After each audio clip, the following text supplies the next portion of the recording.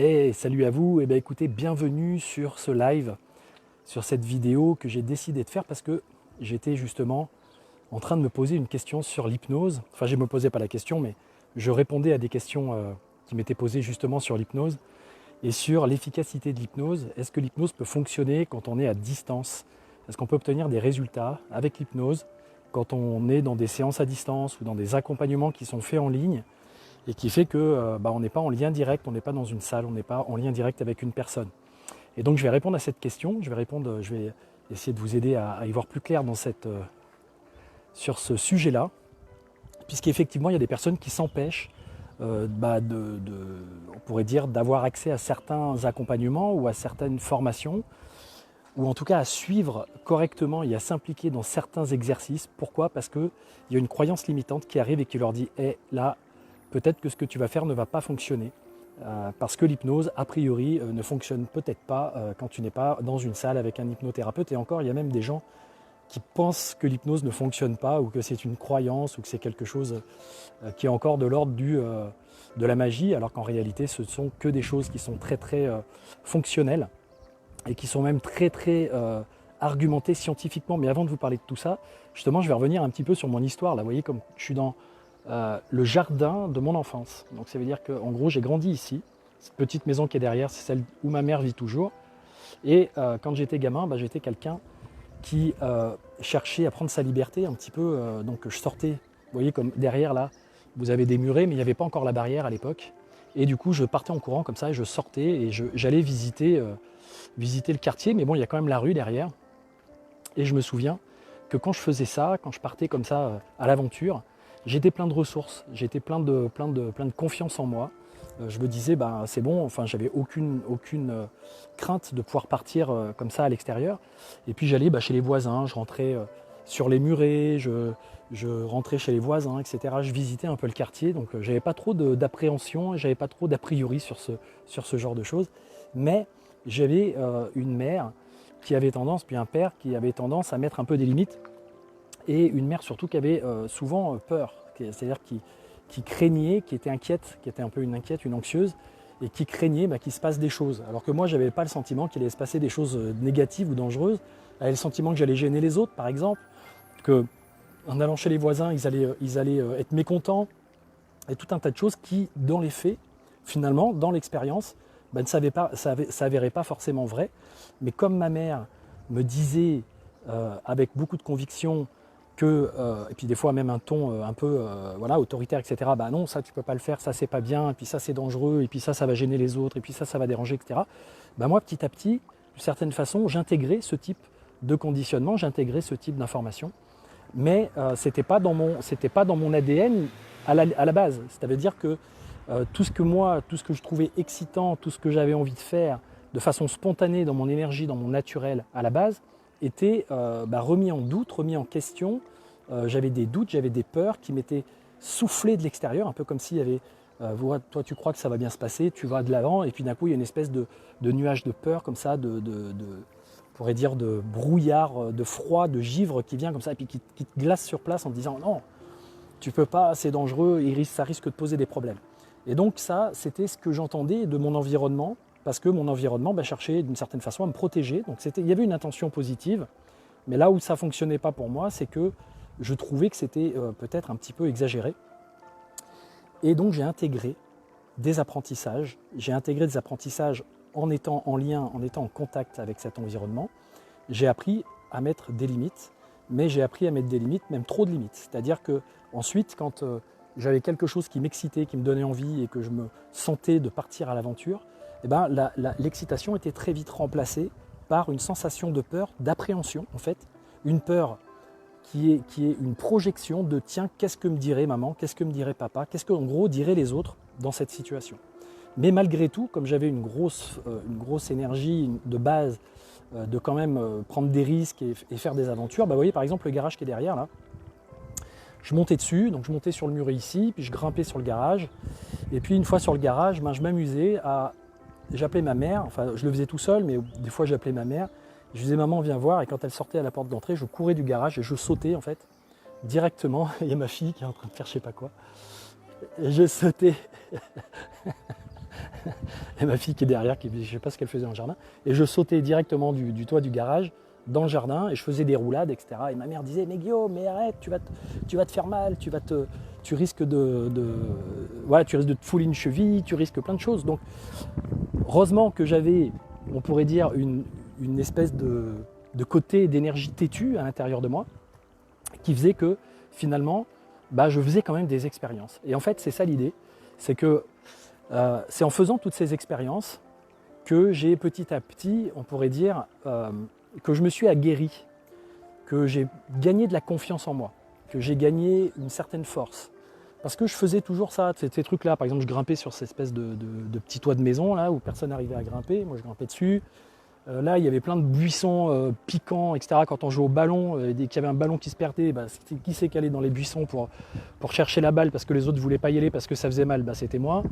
Donc j'avais ce côté, à la fois j'étais complexé, timide dans les relations avec les autres, mais en même temps, j'avais cette espèce de nature à, on pourrait dire, aller au-delà de certaines limites et à ne pas forcément avoir envie d'écouter l'avis limitatif des gens quand moi je sentais qu'il y avait quelque chose qui n'était pas limite. Alors pourquoi je vous parle de ça au moment où je vous parle, je fais une vidéo sur l'hypnose, c'est que tous nos apprentissages, toutes nos expériences se sont plus ou moins ancrés à l'intérieur de nous par un phénomène tout simplement d'apprentissage qui se fait en lien avec notre cerveau limbique. Et donc, en gros, quand on vit une expérience, on a notre système de référence à nos aventures passées qui est toujours plus ou moins actif avec le système de l'hippocampe, le système des amygdales limbiques, c'est-à-dire toute cette mécanique intérieure qui fonctionne de façon très automatique et qui ont tendance à nous prévenir d'un éventuel danger, de quelque chose qui pourrait éventuellement nous faire du mal. Alors si on a déjà vécu quelque chose qui nous a fait du mal, alors évidemment, il y a eu une forte émotion et chaque forte émotion laisse une empreinte, laisse un apprentissage, un ancrage encore plus important qui va prédominer dans notre système de fichiers intérieur. Évidemment, si jamais je me suis fait très mal dans quelque chose, ce qu'on pourrait appeler un trauma. Sur le moment, mon système va dire « pouf, là, attention, il y a quelque chose de dangereux, il ne faut surtout pas répéter l'opération ». Si jamais j'arrive à me libérer de ça, si j'arrive à faire des expériences derrière qui me permettent de pouvoir transcender cette limitation au moment, comme vous savez, comme on dit, quand on tombe de cheval, la première chose à faire, c'est de remonter à cheval si jamais on veut que ça fonctionne. Et ça fonctionne dans plein de domaines de votre vie. Si vous avez un échec, par exemple, professionnel, et que vous laissez traîner, vous laissez le temps, trop longtemps, les choses traîner, et que vous restez chez vous à ne rien faire, au bout d'un moment, vous ne serez plus dans l'élan et ce sera plus difficile de redémarrer et d'aller trouver un emploi, et vous aurez eu le temps, j'ai envie de dire, de vous créer une mentalisation qui ne va pas vous aider à sortir de votre zone de confort ensuite. Donc bien souvent, l'excuse, que ce soit la sortie d'une relation amoureuse, la sortie d'une relation professionnelle, enfin d'un contexte professionnel, un échec dans un projet, etc., qu'est-ce qui va se passer ? Vous allez avoir évidemment vécu des formes de punition, c'est-à-dire des choses qui ont été ressenties comme douloureuses. Et puis, vous allez avoir une partie de vous qui va vouloir se prémunir de ça pour l'avenir. Et puis, un petit moment de besoin d'encaisser, de besoin on va dire, de résilience. Donc la résilience, c'est comme dans un matelas résilient, on va appuyer, il va y avoir une empreinte qui va se faire par exemple dans la mousse d'un matelas. Et quand on va se lever, la mousse, elle va prendre un temps pour revenir à son état normal. Mais si on laisse trop longtemps, on pourrait dire que si vous laissez traîner trop de temps, après avoir fait des expériences et que vous laissez, j'ai envie de dire, se refroidir la pâte à modeler, alors il y aura une empreinte dans votre pâte à modeler, donc dans votre système nerveux, qui va finir par se renforcer. Vous allez revenir dessus de façon plus récurrente, parce que si vous avez un échec et que vous ne faites pas quelque chose pour très rapidement vous prouver et faire un nouvel apprentissage pour dire en fait j'ai eu cet échec mais je peux quand même malgré tout, si je recommence et si j'essaie je peux quand même réussir, du coup vous allez garder en souvenir l'idée de l'échec, vous allez le remémorer de façon régulière et plus vous allez le remémorer, plus vous allez le renforcer. Donc l'idée c'est que sur un plan inconscient, vous allez entretenir une mécanique dont le mental va se servir, parce que le mental ne fonctionne essentiellement avec les souvenirs du passé et puis des projections sur l'avenir. Et donc va faire cette espèce d'aller-retour, comme quoi vous avez échoué, c'est possible que dans l'avenir vous échouiez, etc. Et vous allez tourner avec ça, je dirais, de façon consciente. Votre conscient va faire appel à ces références mentales et vous allez vivre avec ça. Donc que ce soit sur un plan de la relation amoureuse, sur un plan professionnel, sur un plan du sportif, sur un plan de tout ça. Et on a tous vécu ce genre de choses-là. Je suis en train de vous prendre avec vous le chemin de l'école que je prenais quand j'étais petit. Hein, c'était le chemin que je prenais pour... Ma mère nous faisait confiance pour partir à l'école tout seul quand on était petit. Enfin, petit. Moi, je trouvais que c'était une aventure d'aller traverser la route et de faire toute cette route tout seul. Quand je devais aller en primaire. Parce que là, c'était tout ce qui était primaire, etc. Et elle nous faisait confiance. Elle disait, allez, vous pouvez y arriver, c'est bon, vous allez vous en sortir, tout ça. Donc, on faisait cette route, qui n'est pas longue en fait en réalité, mais pour un enfant, ça paraissait beaucoup plus long. Et là, je vais vous raconter une autre petite anecdote pour vous montrer comme quoi les expériences du passé nous construisent aussi en partie et vont nous construire en fonction de ce qu'on va faire de ces matériaux-là. Les matériaux de notre vécu. Est-ce qu'on va en construire quelque chose avec ou est-ce qu'on va garder ça comme un vieux tas de déchets dont on ne sait pas quoi faire et qu'on ne sait pas comment recycler d'une certaine façon. Et alors, le truc, c'est que quand on veut se faire accompagner, quand on veut changer, la plupart du temps, on va tourner en boucle sur des mécanismes mentaux, des histoires qu'on se raconte et qu'on se re-raconte et qu'on se renforce. Et je pourrais dire que la façon d'interpréter les situations, la façon dont on les a prises, les représentations qu'on en a eues, les manifestations physiques, donc les ressentis, etc. qu'il y a eu, toute cette association entre les images, les idées, les ressentis, etc. vont créer un peu une histoire dans notre esprit, puis on va continuer d'entretenir et de renforcer cette histoire, parce qu'on va se dire c'est ce qu'on a vécu, et on va acter ça, et on va réacter ça, et encore réacter ça, jusqu'à ce que ça devienne une forme de réalité qui peut des fois perdurer longtemps.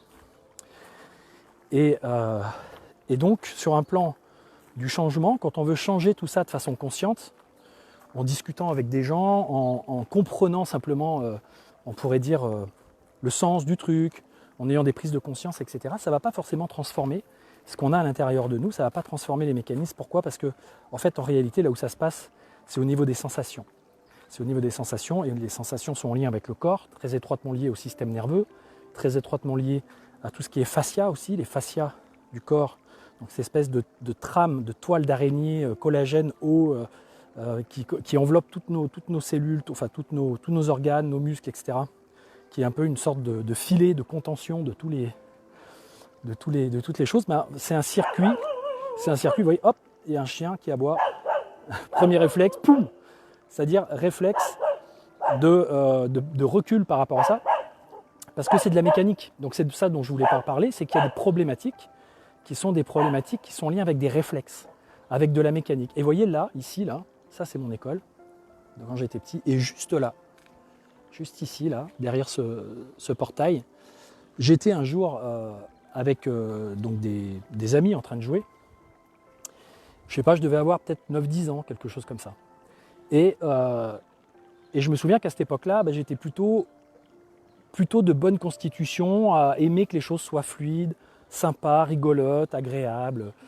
Donc j'étais plutôt quelqu'un de bienveillant avec les autres, j'étais pas à chercher la bagarre, etc. Bon, j'étais un peu casse-cou, comme je vous le disais tout à l'heure, j'étais un peu casse-cou, c'est-à-dire si on me disait ouais, pas capable de passer par-dessus le portail pendant la récréation, d'aller, je le faisais. J'étais un des premiers qui le faisait.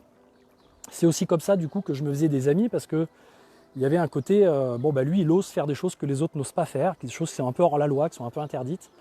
Et effectivement, j'avais cette nature-là de faire des choses qui étaient un peu interdites. Donc c'est comme ça. Et un jour, j'ai derrière ce grillage-là, il y avait une petite terreur de la classe, enfin pas de la classe, mais de l'école. C'était quelqu'un qui avait dû passer des classes, qui avait un peu de retard, donc qui était un peu plus grand que nous, etc. Et qui embêtait les autres. Et moi, je me laissais, j'avais peur en fait, donc je me laissais, un peu comme les autres, je me laissais embêter, mais comme j'avais de l'humour, etc., en fait, il ne s'en prenait pas à moi, mais je le voyais s'en prendre aux autres. Mais je réussissais à avoir une communication avec lui qui faisait que moi, il me laissait tranquille. Mais un jour, face à une situation, il s'en prend à quelqu'un, un ami, et là, intérieurement, mon problème de justicier prend le dessus et la peur, la peur que j'avais habituellement qui faisait que je ne disais rien, que je laissais passer et puis que je trouvais des stratégies pour bien m'entendre avec lui et que du coup il ne me fasse rien, je la dépasse et en fait je m'interpose entre lui et la personne qu'il était en train d'embêter parce qu'en fait en gros il avait l'habitude de faire des croche-pattes, de pousser, c'était un peu la terreur quoi, il dominait les autres par la peur. Et donc je me rebelle en gros à ce moment-là, donc il voit un autre visage du gars sympa, rigolo machin, il voit le visage du gars qui s'oppose à lui. Donc il fronce les sourcils, donc il me dit qu'est-ce que t'as, tu me cherches, etc. Il me pousse. Et là, il n'a pas le temps de réagir de quoi que ce soit, qu'il me met un grand coup de genou dans les parties. Donc je me retrouve plié en deux par terre. Et là, il me dit je vais t'attendre à la sortie, etc. Machin, puis j'ai mes frères, puis j'ai mes cousins, et puis etc. Là, on est dans une école qui est proche. Enfin, c'est partie résidentielle et partie qu'on pourrait appeler un peu quartier, social. Et donc à l'époque, il y avait des fois des altercations. Moi j'entendais parler de choses qui me faisaient un peu flipper. Et donc je me suis dit, oulala, sortir de l'école avec ce gars qui veut m'attendre à la sortie, etc. Je savais que c'était un peu la terreur de l'école. Je me disais là, je crois que je me suis frotté j'aurais pas dû me frotter à lui et j'ai commencé à flipper. Et donc le truc, c'est que du coup j'en ai parlé à mes parents.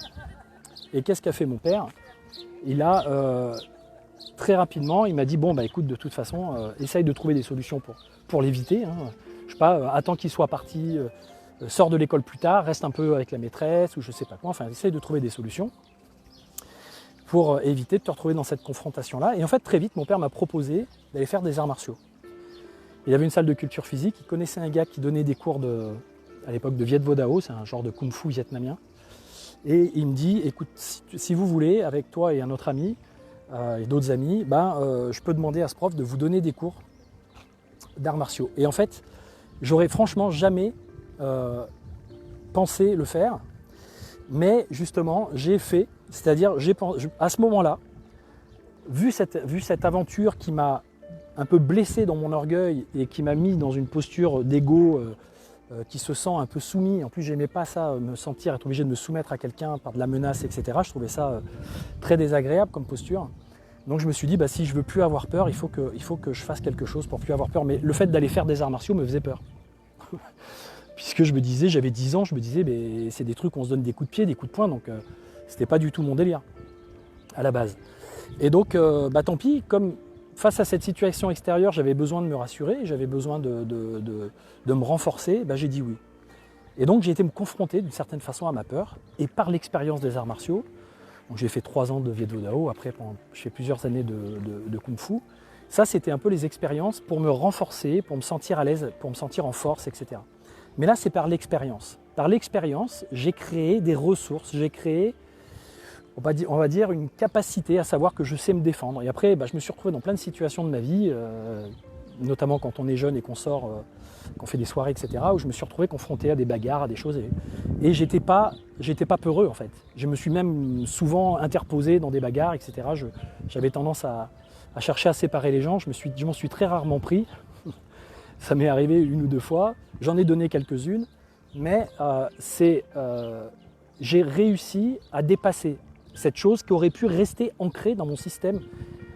Si j'avais pas fait quoi que ce soit pour le changer, ce serait resté inscrit dans mon système. Tu as peur, quelqu'un qui te menace, quelqu'un qui paraît un peu plus fort, ou en tout cas qui paraît ne pas avoir peur, aurait continué de me faire peur de façon presque irrévocable, et je me serais peut-être comporté comme quelqu'un de relativement peureux ou inquiet de ce qui peut se passer avec les autres. Sauf qu'en faisant cette expérience des arts martiaux, j'ai transformé quelque chose dans mes sensations. C'est-à-dire que j'ai pris confiance dans mon corps, j'ai appris à mettre des coups, j'ai appris à ressentir, à prendre des coups aussi. Je me suis rendu compte que finalement, la douleur, quand on ne la choisit pas et quand on la subit, c'est compliqué, mais quand on choisit d'aller prendre des coups, c'est plus pareil. C'est-à-dire qu'on se met dans un conditionnement mental de se dire « Ok, maintenant je vais faire face, je vais supporter, je vais encaisser, et plus je vais savoir encaisser, plus je vais savoir supporter, et moins j'aurai peur des autres en face, parce que moins leurs coups me paraîtront difficiles à encaisser justement. » Donc voilà, c'était toute une mécanique de renforcement. C'est une mécanique de renforcement de l'ego, aussi par la même occasion, parce que j'avais besoin, mon ego avait été blessé, mon narcissisme aussi d'une certaine façon, donc j'avais besoin de me prouver que je pouvais faire des choses. Alors je me le prouvais tout le temps sur des plans physiques, même au niveau sportif, dès qu'il y avait des trucs à faire au niveau sportif, j'aimais m'en sortir et faire partie de ceux qui étaient dans ceux qui s'en sortent le mieux. Pourquoi je vous dis tout ça? Parce que toutes vos expériences s'inscrivent à un moment donné dans votre système et passent à un niveau inconscient, et ça crée des formes d'habitude, ça crée des formes de réaction, ça crée des manières de se comporter face au monde, ça crée des filtres mentaux et sentimentaux, émotionnels par rapport à la réalité, et qui fait que vous allez vous conduire et réagir face à certaines situations de telle ou telle façon. Et parfois, ces choses se sont inscrites tellement tôt par rapport à des situations qui finalement n'étaient pas si importantes, mais ont marqué une espèce d'importance dans votre système, que plus tard, pour des choses qui sont pareilles, qui peuvent être dépassées, qui peuvent être encaissées, qui peuvent être vécues sans vraiment être traumatisantes, on pourrait dire, c'est comme si vous étiez resté un peu traumatisé de quelque chose en arrière-plan de votre système, qu'il y a toujours un stress qui est là, en arrière-plan pour quelque chose. Et un peu comme moi avec les chiens, c'est-à-dire quand j'étais gamin, j'avais vraiment peur des chiens, parce que je me suis fait mordre une fois. Et du coup, j'ai en moi un système qui fait que quand je vois un chien ou quand un chien se met à aboyer, j'ai un premier réflexe de sursaut. Après, j'arrive maintenant à voir le chien, à le laisser venir, à le toucher, etc., etc. Mais avant, il y a encore peut-être 15 ans de ça, vraiment, j'avais un stress qui montait, je flippais et je ne savais plus comment faire quand il y avait un chien. Et qu'une envie, c'était de me barrer, mais je me disais, c'est pas une bonne idée. Donc, tout ça, j'ai appris à le dépasser par des expériences, mais aussi par des trans, par un travail d'hypnose, par un travail d'autosuggestion et par un travail qui va plus en profondeur dans le système pour transformer les sensations. Et qu'est-ce que me disent les gens? Les gens me disent, ouais, mais ça, l'hypnose et tout ça, je veux bien en gros y croire. A priori, c'est plutôt efficace. Moi, je vous le garantis, c'est même pas plutôt efficace, c'est super efficace. Quand vous voulez transformer des choses plus vite qu'en utilisant le mental et la réflexion et la compréhension, c'est bien. Mais quand on veut changer quelque chose, c'est comme une roue de vélo. Comprendre qu'elle est crevée, comprendre qu'elle est à plat, comprendre pourquoi c'est arrivé, c'est une chose. Mais le fait de la regonfler, de pouvoir repartir avec gonflée, il va falloir la toucher, il va falloir la prendre en main et il va falloir aller transformer, mettre une rustine, changer la je ne me rappelle plus comment on appelle ça, mais bref. J'ai la jante en tête, mais ce n'est pas la jante qu'on change. Mais donc du coup, voilà, il va falloir changer quelque chose, transformer quelque chose, on va dire sur le plan matériel. Ce n'est pas le tout de savoir. Et donc, l'hypnose sert à ça. Moi, j'utilise ça dans mes séances, j'utilise ça dans mes accompagnements en ligne. Il y a des accompagnements qui se font avec un processus hypnotique, de coaching hypnotique.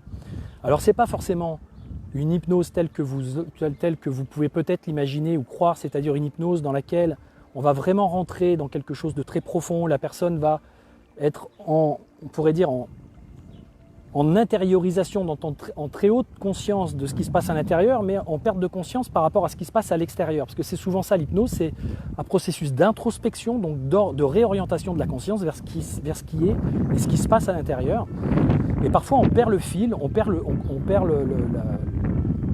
pourrait dire le contact et le contrôle sur ce qui se passe et les phénomènes externes.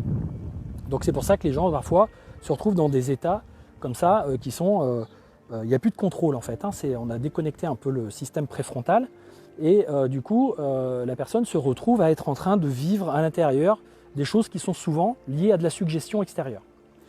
Soit une suggestion qui a été faite avant que la personne soit en transe, tout un tas de post-suggestions qui se font avant pour que la personne, quand elle parte en transe, son système inconscient s'appuie sur ces suggestions pour créer de l'imagination et pour aller transformer des choses, soit aussi par le fait qu'il y a une suggestion qui se fait pendant la séance ou des suggestions qui se font pendant que la personne est en état de transe.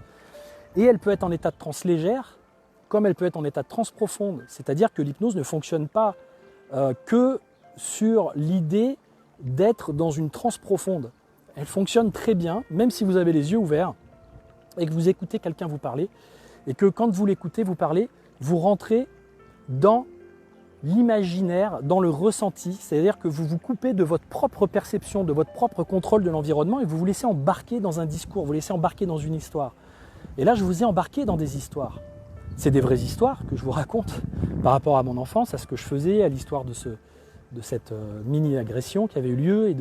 Et en fait, quand je vous raconte tout ça, votre système on pourrait dire, vous mettez à m'écouter et vous partez, en même temps que vous m'écoutez, dans votre propre imaginaire, vous allez faire référence à vos propres expériences, vous allez faire des rapports avec ce que vous avez vécu, ce que vous comprenez, ce que vous ne comprenez pas, vous allez émettre des opinions intérieures en disant « ouais, ben ça, moi j'aurais réagi comme ça » ou pas, ou « tiens, c'est comme moi » ou « ben non, c'est pas comme moi » ou « ben porter des jugements, ah ben c'est bien un garçon, le combat, le machin, le truc. » Il peut y avoir tout un tas de choses, tout un tas de phénomènes mentaux qui se passent.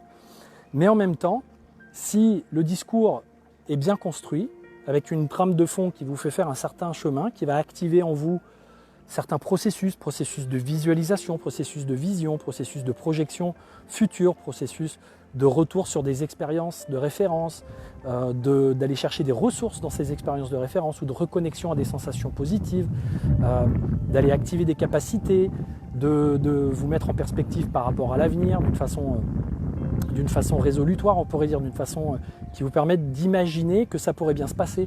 Toutes ces choses-là, si je les introduis dans l'histoire que je vous raconte, si j'utilise les bons leviers, vous allez avoir en gros un phénomène, une mécanique psychique interne qui va faire appel à des choses qui sont souvent en lien avec des ressources et des mécanismes inconscients. C'est pour ça qu'on utilise le mot inconscient quand on travaille avec l'hypnose. Pourquoi ? Parce qu'évidemment que votre conscience, on pourrait dire votre conscience bêta, hein, en mode cérébral, de fréquence cérébrale bêta du quotidien, quand vous êtes face à la vie, votre système de conscience, à ce moment-là, ne peut traiter qu'un certain nombre d'informations. Donc, bien évidemment, que dans votre bibliothèque intérieure, que ce soit intérieure ou même que ce soit dans l'inconscient collectif, que ce soit en lien avec des réalités que vous n'avez peut-être même pas vécues personnellement, sont des choses auxquelles votre système sur lesquelles votre système va s'appuyer, va faire référence, va trouver à l'intérieur de ça des compréhensions, des résolutions, des possibilités que ça change. Et c'est ça qu'on fait avec l'hypnose, ou j'ai envie de dire avec le coaching hypnotique. Et on n'est pas forcément obligé de passer par des techniques, comme je disais, profondes, où la personne est vraiment, donne l'impression d'être en perte de connaissance. On n'est pas obligé de toucher la personne, puisque finalement c'est de la suggestion qu'on fait. L'hypnose, c'est de la suggestion. Donc on peut utiliser évidemment les catalepsies et toutes ces techniques qui ont été pas mal développées par Milton Erickson. Utiliser le corps, ça peut être utile dans certains cas, mais ce n'est pas forcément systématique. Il y a aussi ce qu'on appelle l'hypnose conversationnelle, où on n'est que à distance. Et quand vous êtes dans une séance avec un thérapeute et qu'il est à 1 mètre de vous, distanciation sociale, masque, etc., gel hydroalcoolique, non, je plaisante, c'est une blague. Mais quand vous êtes avec une personne à 1 mètre ou à une certaine distance de vous pour vous accompagner, elle peut vous faire de l'hypnose. Et c'est à distance, elle vous parle, c'est les mots qu'elle utilise, que vous allez vous-même utiliser pour vous faire des autosuggestions. Il n'y a pas de suggestion, il n'y a pas d'hypnose et de suggestion sans que vous-même vous fassiez des autosuggestions qui valident ce qui est en train d'être dit par la personne en face. Donc, en gros, c'est pour ça qu'il va y avoir des yes sets qui vont être utilisés, c'est pour ça qu'on va utiliser en hypnose le fait d'impliquer que la personne s'engage, qu'elle ait envie de jouer le jeu. Donc souvent, il va y avoir un pré-talk, il va y avoir quelque chose qui va lui être dit pour dire écoute, on va faire une expérience sympathique, tu vas voir, ça va t'activer des ressources intéressantes, ça va te permettre, et donc on est déjà en train de la projeter dans le futur, on est en train de lui faire une forme de promesse, ça va te permettre de transformer ci, de transformer ça, et tu vas voir que si tu fais telle et telle petite expérience, tu vas te rendre compte que l'hypnose, ça fonctionne. Donc il va souvent y avoir des petits tests hypnotiques pour que le système inconscient de la personne se dise « Ah ouais, effectivement, il y a des effets, ça marche », pour qu'elle se prête au jeu, en fait. C'est tout simplement ça, qu'elle se prête au jeu. Et si elle se prête au jeu, et qu'elle le fait à fond, ça veut dire qu'il faut qu'elle croie que ça va fonctionner. Ça veut dire qu'il faut qu'elle croie en ses ressources, qu'elle croie que son inconscient et que ses mécanismes intérieurs sont plus puissants que le contrôle de son mental et que le contrôle de sa conscience sur le fait de pouvoir résoudre les problèmes de la vie et lui permettre d'avancer et de changer les choses. S'il n'y a pas cette croyance, elle va rester en contrôle permanent et elle va croire que seule son intelligence, sa capacité de faire face aux situations, très pragmatique, très cartésien, etc., la logique, etc., va pouvoir avoir raison des difficultés qu'elle a. Mais ce n'est pas le cas. Pourquoi ? Parce qu'à l'intérieur de vous, il y a un bon nombre de difficultés que vous avez qui sont liées à des choses qui ne sont pas logiques, qui ne sont pas compréhensibles, qui ne sont même pas explicables, parce que c'est des choses que vous avez vécues intra-utérin dans le ventre de votre mère. C'est peut-être même, j'ai même envie de dire, c'est peut-être même les ovaires de votre mère qui ont vécu un certain nombre d'influences sur le plan épigénétique et qui ont conditionné donc une façon de fonctionner de votre système nerveux, de votre système ADN et de votre système d'une façon globale, et qui fait que vous vous retrouvez avec des mécanismes, avec une perception du monde, une vision du monde, des interprétations du monde, des filtres, des biais cognitifs et tout un tas de systèmes qui sont pas, vous ne pouvez pas les analyser. Vous aurez difficilement l'information, même si vous faites des trucs sur revenir dans le passé, les vies antérieures, la psychogénéalogie, il y a des choses, vous n'aurez pas l'information. Hein, ce n'est pas parce que vous allez avoir l'information que ça va se transformer. Des fois c'est oui, des fois vous mettez en lumière quelque chose, pouf, ça se dissout. D'accord ? Ça se transforme parce qu'il y a une mise en lumière. Mais parfois ce n'est pas le cas. La mise en lumière, elle ne fait que renforcer le problème. Parce que la personne va en parler une fois, elle va en parler 2 fois, elle va en parler 3 fois, puis elle va se répéter que de toute façon ça ne peut pas changer, qu'elle ne peut pas y arriver, que ça a toujours été comme ça, qu'elle le ressent encore, que ce changement n'est pas possible. Donc effectivement, l'idée d'utiliser des processus hypnotiques permet d'avoir des stratégies de communication. Donc on retrouve aussi la PNL là-dedans, puisque la PNL décompose l'hypnose à la base. C'est une discipline qui a beaucoup étudié, qui s'est beaucoup construite sur l'étude de l'hypnose. Pas que, il y a aussi la Gestalt, il y a aussi la thérapie systémique familiale, il y a pas mal on pourrait dire de formes d'outils, de psychologie, etc., qui ont été synthétisés et qui sont donc la base de la PNL.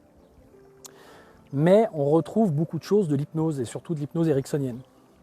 Donc, ces modes de communication, même si vous êtes à distance derrière un écran, moi j'ai des séances avec des personnes qui sont là, on discute. Voilà, la plupart du temps on discute, je ne leur dis pas allez on va se mettre sous hypnose, c'est très rare, je leur dis bon allez maintenant on va faire une séance d'hypnose, parce que quand vous dites ça, il y a la personne qui va tout de suite se dire mince, il y a quelque chose à faire, est-ce que je vais y arriver, est-ce que je vais pouvoir me mettre en transe, est-ce que ça va fonctionner, là je suis à distance, donc je ne précise pas les choses, j'amène progressivement la personne dans des processus hypnotiques qui sont liés soit par exemple à des inductions par rapport à ses sensations, à ses émotions, qui sont en lien avec de l'imagination, de mettre en imagination, de mettre en forme ses ressentis, ses difficultés, puis on va les jouer sur les modalités, sur les sous-modalités, sur la métaphore, sur la symbolique.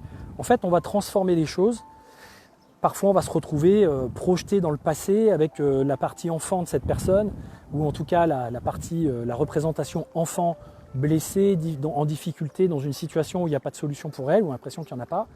Et on va retrouver ça et on va faire une réempreinte émotionnelle, on va transformer sa capacité de concevoir et de comprendre ce qu'elle est en train de vivre comme réalité à ce moment-là, et le fait qu'en fait finalement elle pourra avoir des ressources pour vivre autrement.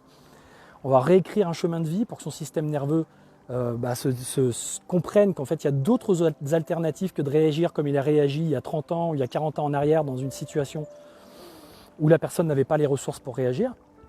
Il y a plein d'astuces, plein de techniques qui permettent de gagner beaucoup de temps et qui permettent d'aller transformer en profondeur. Des choses qui ne vont pas forcément se transformer immédiatement. Il y a des fois, on peut traiter par hypnose, même à distance.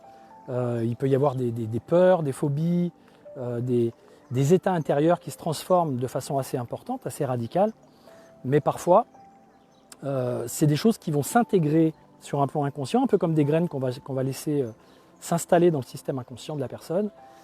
Et le système inconscient va faire germer cette graine au bon moment, c'est-à-dire va, dans une situation donnée, permettre à la personne une autre réaction, une autre façon de fonctionner, un autre mode un autre comportement. Et la personne va être surprise d'avoir une transformation, mais des fois ça va être genre, je sais pas, quelques semaines, quelques mois après avoir fait une séance. Ou ça va être progressif. Elle va se dire, tiens, avant j'étais tout le temps mal et très mal dans ce type de situation. Et là, je me rends compte que ça va mieux, je suis moins mal. Sur une échelle de 0 à 10, je ne suis plus à 9 ou 10, mais je suis à 5. Puis pendant plusieurs semaines, ça va être 5. Et puis au bout d'un certain temps, pouf, plus rien. Et elle ne va même pas s'en souvenir qu'avant elle était mal. C'est ça qui est énorme. C'est quand on fait des véritables transformations profondes, la personne oublie qu'elle a eu un problème. Elle n'arrive même plus à penser le problème. C'est-à-dire c'est comme si on avait éradiqué, on avait tellement transformé la mécanique interne qui amène le processus de pensée. C'est-à-dire la sensation reliée à telle chose, reliée à telle représentation visuelle, auditive, toute cette mécanique-là, ce film-là, il est tellement transformé qu'on oublie, que la personne oublie qu'elle a eu le problème et elle se demande comment elle faisait avant pour avoir le problème. Donc c'est ça qui est énorme avec l'hypnose et avec ces techniques, c'est que parfois, quelques séances après, je parle à la personne, elle me dit qu'elle a des problèmes, toujours, parce que souvent les gens quand ils vous appellent, c'est qu'ils sont face à des moments, à des difficultés et qu'ils ne savent pas trop comment faire pour les traiter. Donc des fois, il reste des semaines, des mois avec ça, puis des fois, ils vous appellent et ils vous disent « Bon, j'ai ce truc-là, j'arrive pas à m'en défaire, je ne sais pas comment faire. » Et des fois, il suffit d'une séance, 2 séances, 3 séances, 4 séances pour que ça bouge. Et la personne, elle repart, elle fait sa vie, il y a des choses qui changent, mais qu'elle ne perçoit pas, elle ne fait pas le lien avec ce qu'elle a fait en séance, puisqu'elle est retombée dans sa mécanique habituelle, on pourrait dire, dans sa vie, elle occulte un peu le truc. Et puis un jour, elle rappelle, elle dit « Ouais, je t'appelle parce qu'en fait, ça va toujours pas, j'ai des problèmes ci, j'ai des problèmes ça. » Alors par exemple, je vous donne un exemple flagrant, mais c'est quelqu'un qui vient me voir pour me dire « Guillaume, j'ai des difficultés à rencontrer, donc j'ai tel type de job, je suis sous les ordres de quelqu'un, et puis du coup, je suis stressé au travail, et puis du coup, je fais que ça, travailler, et puis du coup, j'ai pas l'occasion de rencontrer, et puis du coup, je me demande si un jour je pourrais rencontrer quelqu'un, j'ai l'impression d'être devenu totalement handicapé de la rencontre. » Bref, pas mal de choses qui ne vont pas. On commence à faire un processus d'accompagnement. Et évidemment, mentalement, c'était quelqu'un qui était ingénieur, donc mentalement, automatiquement, il y avait une grosse capacité de mentalisation, de mise en logique, de mise en perspective des choses, etc. Donc pour travailler avec lui, il fallait que je puisse utiliser des processus qui allaient un peu déjouer cette mécanique implacable qui lui posait d'une certaine façon les problèmes qu'il avait. Donc, je travaillais avec des processus hypnotiques. Et donc parfois il était même un peu inconscient de ce qui s'était passé parce qu'au bout d'une heure que je le mettais dans une sorte de processus, à le questionner, à le faire partir un peu à l'intérieur de lui, même des fois beaucoup, qui avait l'impression de revenir en disant « Oulala, je ne sais pas ce qui s'est passé là, mais je suis un peu parti, etc. » Oui, ok, c'est super, il y a des choses qui se sont passées. Et quelques temps après, quelques mois après, il me rappelle en me disant « Ouais Guillaume, ça va toujours pas, etc. parce que j'arrive pas à gérer ma relation avec ma copine, puis dans ce job là, de manager. » Et en fait, toute sa vie avait changé. C'est-à-dire que tout ce qu'il pensait ne pas pouvoir changer quand il est venu me voir, quelques temps après, s'était transformé. Mais il avait de nouveau pas confiance en lui. Face à de nouveaux, on pourrait dire des nouveaux challenges qui étaient d'un niveau autre ou qui étaient sur des domaines un petit peu autres. Souvent on cloisonne. On gagne confiance en nous dans un domaine et en fait, cette ressource de confiance en soi qu'on pourrait aller récupérer dans un domaine pour la faire passer dans un autre et récupérer cette force intérieure, c'est souvent conditionné en fait, conditionné aux environnements. Et ça c'est normal puisque c'est aussi l'épigénétique, c'est votre environnement, certaines personnes, certains contextes qui vous activent ou désactivent certaines ressources, certaines capacités au niveau de l'ADN et au niveau de la façon de répondre, de la réponse biologique, de la réponse physiologique, de la réponse immunitaire, de la réponse de tout ce que vous voulez. Donc, qui fait que du coup, vous vous retrouvez dans un certain contexte, à être à l'impression d'avoir une certaine identité qui est capable ou pas, qui est peut-être pas capable de faire certaines choses, et dans un autre contexte, vous avez l'impression d'être une autre part de vous, d'être dans une autre forme d'identité, donc vous identifiez à d'autres choses, et là vous avez l'impression que vous avez des ressources. Et souvent c'est très cloisonné tout ça, et vous ne faites pas j'avais un nom pour ça, mais j'ai perdu un peu en cours de route, du transfert de compétences d'un système à un autre. Et donc j'ai été obligé de lui rappeler qu'il avait ce qu'il avait vécu, en fait, ce qu'il m'avait présenté comme problématique quand il était venu me voir, ce qu'il avait transformé, pour qu'en fait il se souvienne qu'en réalité il a les ressources en lui, qu'il a les capacités, que moi en fait je ne suis que celui qui va lui permettre de s'en souvenir ou d'activer des choses, par peut-être parfois des techniques ou des méthodes qui facilitent le processus, mais qu'il avait les ressources en lui. Donc je lui racontais des histoires comme ça, et je lui disais, tu vois, t'as ça, et c'était au téléphone. Donc c'est pour vous dire que même au téléphone, même si on n'a pas l'image, on peut accompagner aussi avec des processus hypnotiques. Et à la fin de la conversation, je lui dis, oui en plus c'est marrant parce que il m'appelait pour reprendre des séances, et en fait dans la conversation elle a duré 1 heure, 1 heure et demie, et à la fin d'une 1 heure et demie, je lui dis, bon maintenant comment tu te sens par rapport à tout ça? Il m'a dit, ouais mais en fait t'as raison, je me rends compte que je peux carrément m'en sortir, que si, que ça, donc comme s'il retrouvait la mémoire de ses capacités. Et il me dit, écoute, merci Guillaume, je te dois quelque chose. Je lui dis, non, parce que tu m'appelais juste pour prendre rendez-vous, mais si c'est réglé, donc pas de souci.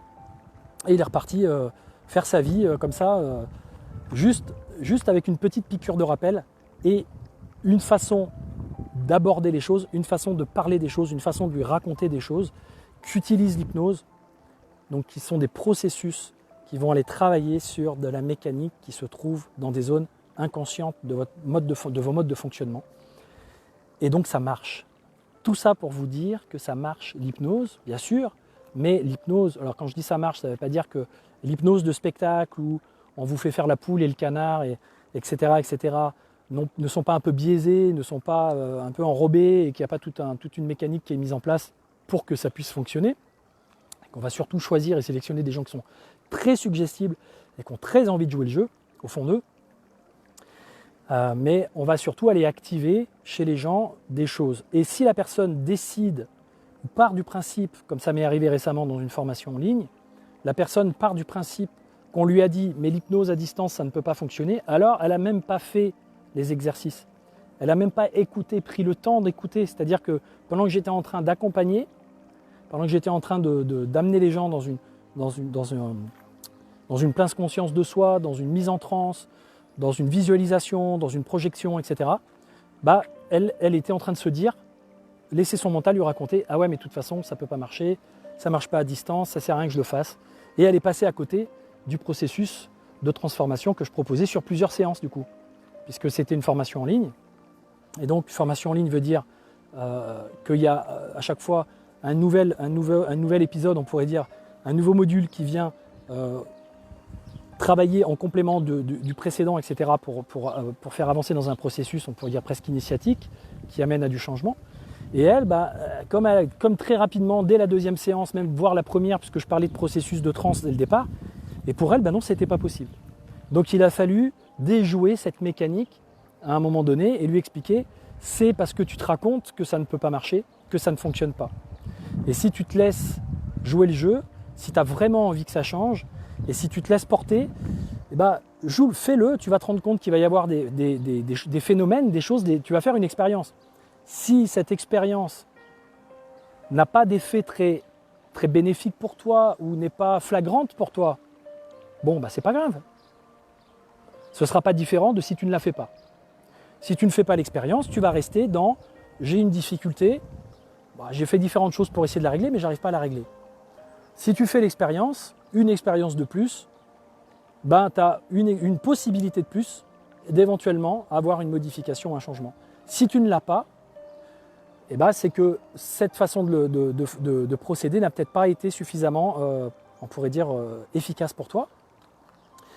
Mais ça peut venir de plusieurs choses. Soit c'est le processus qui n'est pas adapté, soit c'est toi qui n'as pas forcément, on pourrait dire, joué le jeu, lâché prise, qui n'a pas joué le jeu aussi de l'imagination, de suivre les suggestions. Soit, voilà, il y a toujours une part de responsabilité. Il peut y avoir une part de responsabilité du côté de l'accompagnant, du côté de l'accompagné. Donc après, il y a peut-être comment on pourrait dire, des ajustements à faire un peu plus personnalisés pour pouvoir transformer. Après, il y a aussi des gens qui vont du coup tirer des conclusions, c'est-à-dire qu'elles vont, comme on le sait, le biais de confirmation sur un plan cognitif, c'est-à-dire que si elles font une technique, une deuxième technique, une troisième technique pour pouvoir régler une difficulté qu'elles pensent ne pas pouvoir régler, c'est-à-dire qu'en gros elles sont déjà dans l'idée de dire « non mais moi j'ai un problème, c'est pas possible de le résoudre. Ça fait des années que j'ai ce problème, je vis avec, j'ai pas réussi à le changer, j'ai beau me dire que j'aimerais que ça change, j'ai pas réussi à le faire. Donc c'est peu probable qu'un thérapeute, qu'un magnétiseur, qu'un coach, d'un hypnothérapeute, la personne elle part déjà dans l'idée que ça va pas pouvoir changer. Elle aimerait, il y a une part d'elle qui a l'espoir, mais elle vient presque en disant « ok, j'y crois pas. Essayez, montrez-moi, prouvez-moi que ça peut fonctionner. » Bon, déjà là, quand ça commence comme ça part difficilement. Vous voyez, des fois, je refuse certains accompagnements quand je vois que la personne, elle vient avec cet état d'esprit-là. Parce que si elle vient avec cet état d'esprit, c'est un état d'esprit on pourrait dire, de défiance, de mise à l'épreuve. Et qu'est-ce qui se passe? Ça veut dire qu'elle a une croyance tellement puissante que ça ne peut pas fonctionner, qu'elle va probablement tout faire pour l'entretenir. C'est-à-dire que s'il y a des choses qui peuvent éventuellement changer, il y a quelque chose en elle qui va faire non, non, si tu changes, ça voudrait dire que tu as eu tort jusqu'à présent. Donc sur un plan, on va dire sur un plan de l'ego, sur un plan narcissique, sur un plan de l'orgueil, sur plein de niveaux, parfois l'ego ne veut pas changer, il résiste. Parce que de se raconter toujours la même histoire, de victimes, de difficultés, de soucis, d'impossibilités, ça l'arrange, ça le garde dans une zone de connaissance, dans une zone de connu, une zone de confort, une zone de sécurité, comme vous voulez. Mais en gros, l'idée qu'il puisse y avoir une technique qui vient transformer ça, alors là, ça voudrait dire que tout ce qu'il croyait jusqu'à présent, ou que elle va regretter de ne pas avoir fait les choses avant, etc., etc. Donc des fois, les gens persistent dans leur système. Et ce qu'il peut y avoir comme méthode que moi j'utilise parfois pour tester un peu le truc, c'est quand la personne me dit que de toute façon elle a tout essayé ou essayé plein de choses et que ça ne fonctionne pas, et qu'elle me dit de toute façon j'ai pas confiance en moi et je manque de confiance, je lui pose la question, je lui dis mais est-ce que tu es sûr? Est-ce que tu en es sûr? Et la personne me dit oui. Bah oui, j'en suis sûr. Ok, donc tu es vraiment sûr de toi, tu es vraiment sûr que tu n'as pas confiance en toi? Bah oui. Et pour quelle raison? Bah parce que ça, avec plein d'affirmations. Et je lui dis, bah tu vois, tu as au moins confiance dans quelque chose, dans le fait que tu crois que tu n'as pas confiance en toi. Et ça, tu as super confiance en toi à ce niveau-là. Et en fait, la personne, il y a une espèce de petit tilt à l'intérieur qui fait, oh, ah, attends, oui. Je lui dis là, tu m'affirmes les choses, tu es prête à en débattre, tu veux pas en démordre. Donc tu as confiance, tu es sûr de toi. Toi, tu t'affirmes là, tu me dis que ça va pas et que ça peut pas être autrement. Bah, donc ça veut bien dire que tu as cette ressource en toi. Sauf que tu ne l'utilises pas forcément, tu ne la mets pas forcément au service de la bonne chose, de la bonne dynamique, de la bonne stratégie pour pouvoir t'en sortir. Voilà les amis, donc vous pouvez parfois garder et conserver des fausses croyances sans avoir vécu d'expérience qui font que vous ne vous donnez pas l'autorisation de faire évoluer les choses et que vous partez du principe que de toute façon ça ne pourra pas marcher, donc c'est sûr qu'il y a de fortes chances que ça ne marche pas. Après, parfois, certaines personnes s'autorisent à faire des expériences, mais le contexte, peut-être la technique, etc., de la façon dont c'est fait, à ce moment-là, ça ne marche pas, ça peut arriver. Et c'est comme ça, il faut voir s'il n'y a pas d'autres astuces. Mais ça ne veut pas dire que parce que vous avez essayé les choses, vous avez essayé telle technique ou telle technique et que ça n'a pas marché, que faut l'idée de généraliser les choses avec une croyance générale qui dit « j'ai tout essayé, rien ne marche ». Vous voyez le truc, ça, on est dans un système de croyance total.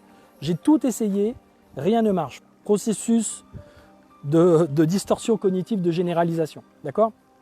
Donc, peut-être que pour l'instant, il y a quelque chose qui est là et qui reste là et qui pourrait se transformer peut-être d'une autre façon, mais c'est pas encore sûr, c'est pas encore évident. Et voilà, l'idée c'est de garder confiance. En tout cas, ce qui est sûr, c'est que l'hypnose fonctionne à distance. Moi, je le vis tout le temps, puisque j'ai 95% de mes séances qui se font en visioconférence, parfois par téléphone.